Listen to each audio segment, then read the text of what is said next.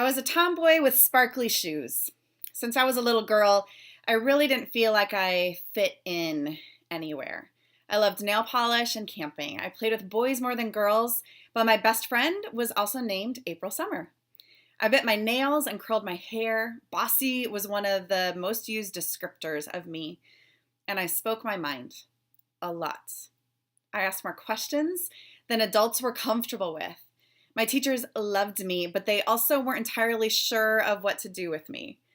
When I was a middle schooler, my mom lamented to me that she practically memorized the 80s Christian bestseller, The Strong-Willed Child, but in the end, it didn't work on me.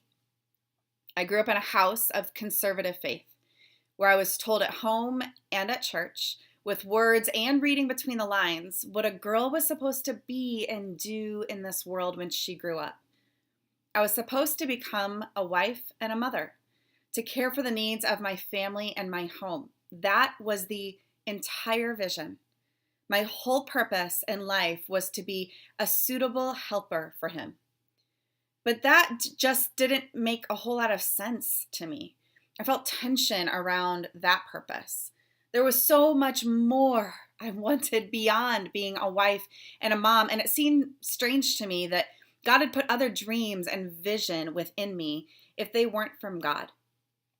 Why would God create a girl like me with vision like mine unless I was actually supposed to put it into action?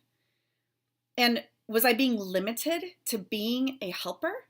How was I supposed to reconcile what the Bible said about being a helper with everything else I wanted to be and do with my one wild and precious life? It didn't add up for me.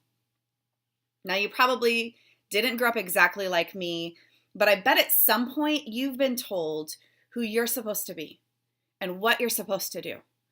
Actually, you've probably been told more of what you can't be and what you shouldn't do. And fitting into those limiting expectations probably doesn't make sense to you either.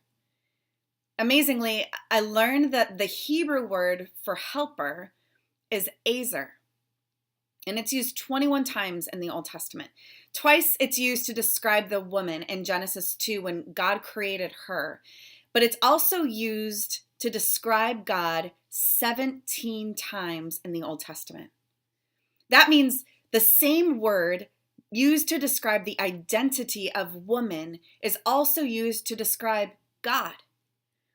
Now, if a word is used to describe our omniscient, omnipresent, all-powerful God, is also used to describe the identity of woman, then in no way are we as women subservient or secondary or lesser in identity.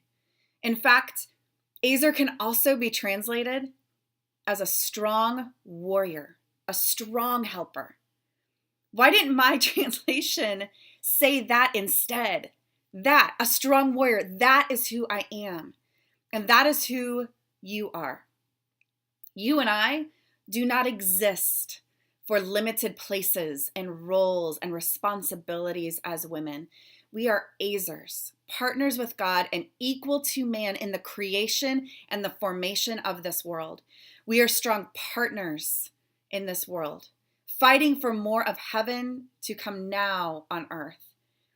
We are powerful warriors, help to bring more love and joy and peace and patience, kindness, gentleness, goodness, faithfulness, and self-control together in the company of other Ezers.